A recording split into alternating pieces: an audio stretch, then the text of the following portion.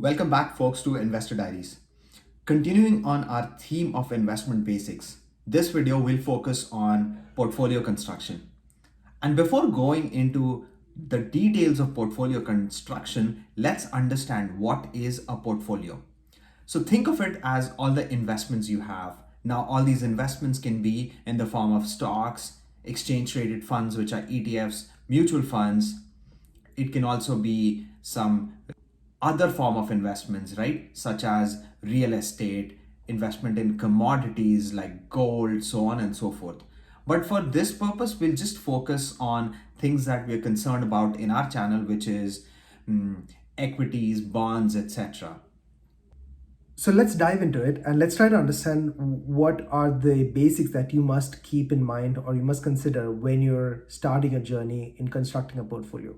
Now, typically, there are two types of portfolio: conservative portfolio or an aggressive portfolio.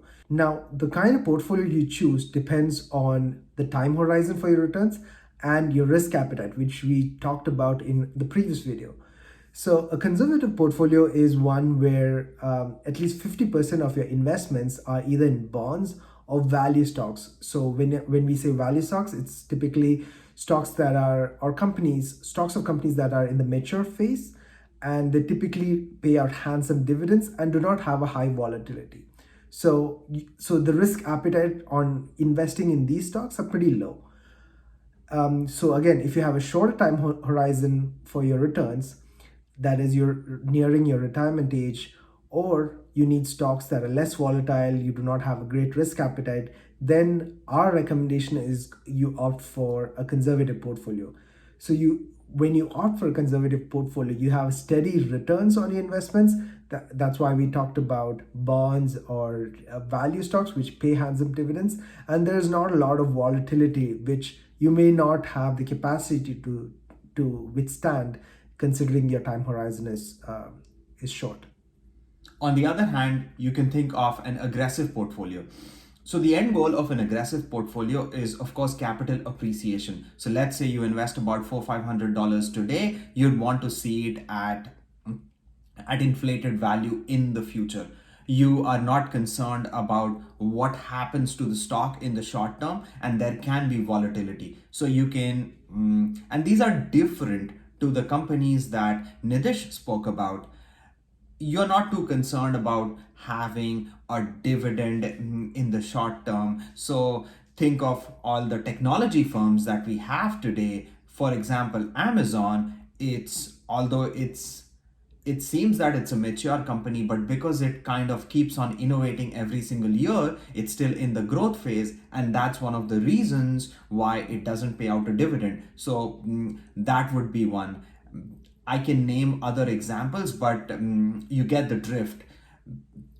Any company which you think will have long-term capital appreciation will be a part of your aggressive portfolio. Now, aggressive portfolio doesn't really mean that you need to have 100% in very, very aggressive growth stocks. It can also mean that you have a split, that you have 80% equities, 20% bonds, or 75% equities, 25% bonds. Within the equity sphere as well, you can think of a kind of split as to some very aggressive stocks, things that you think will grow in the long horizon, and then some stocks which are not that aggressive but still will give you the kind of growth that we are talking about.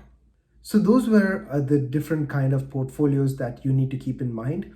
Next, we'll talk about some of the techniques or strategies that you need to keep in mind while you begin your investment journey. So we'll talk about two techniques here, which is one is DCA, dollar cost averaging, and the second one is DRIP, dividend reinvestment plan. Now, when it comes to dollar cost averaging, as the name suggests, it is buying stocks of a particular company at periodic intervals.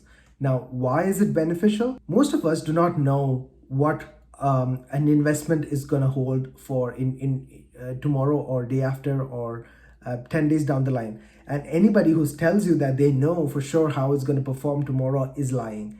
So if, let's say, you are a big fan of Apple, the company, you like their products, you think the company is going to do substantially well over the next 10 years, the best or one of the key strategies to follow would be dollar cost averaging.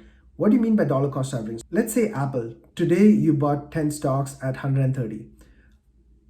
A month down the lane, it's at 128. You again buy 10 stocks. So your average goes down to average cost of your Apple holding goes down to about 129. Now, in 2 months, the Apple stock goes up again by 135. You know for sure, or not for sure, but you have faith that this company is going to do well in the next 10 years. In 10 years, it's probably going to be at, let's say, 200 or 250. You keep buying the stock at periodic intervals, whether the cost of the company whether the price of the stock goes down or go up. When the price goes down, it's typically known as dollar cost averaging down. When the price of the company goes up, it's dollar cost averaging up. The key point here is that most of us do not have a big sum of money to invest at one go. We probably get money like once a month or once in 2 weeks. So when you get that money, you invest at periodic intervals, and that way the cost of your holding in that particular company, in our example, let's say Apple, is averaged out over a period of time. And if you have faith in the company, you believe this company is going to do well in a 10-year time horizon, you are going to get the benefit of that by this strategy of dollar cost averaging. And the other one that we want to talk about is DRIP. It stands for Dividend Reinvestment Plan. So what does it really mean?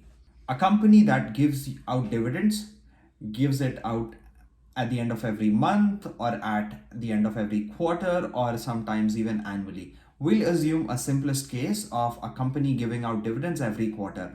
Now, whenever the dividends are paid out, it can be paid out to you in the form of cash, or you can apply for a DRIP, which basically means that your dividends will be reinvested in the company. So you wouldn't be getting any cash, rather your dividends are going to be used to buy the stocks of a particular company.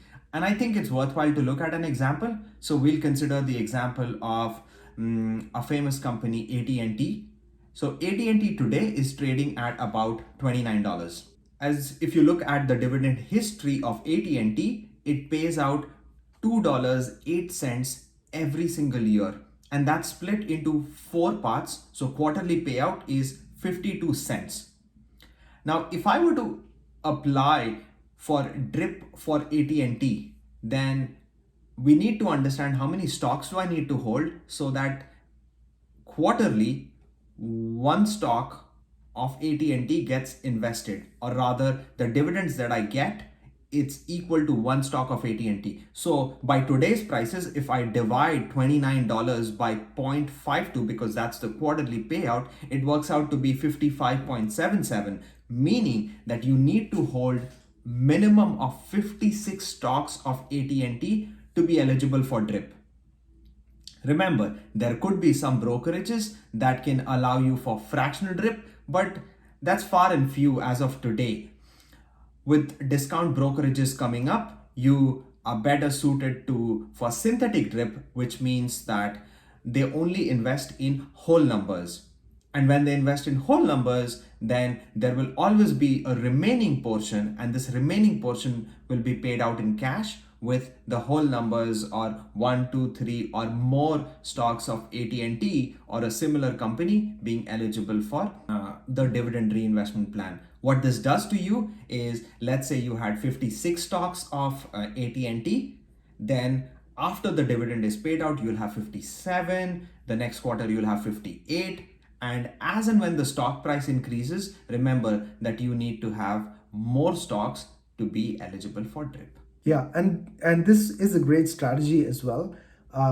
As we talked about DCA, dollar cost averaging, the DRIP kind of helps you in going into that dollar cost averaging mode without you even having to consciously or actively execute trades.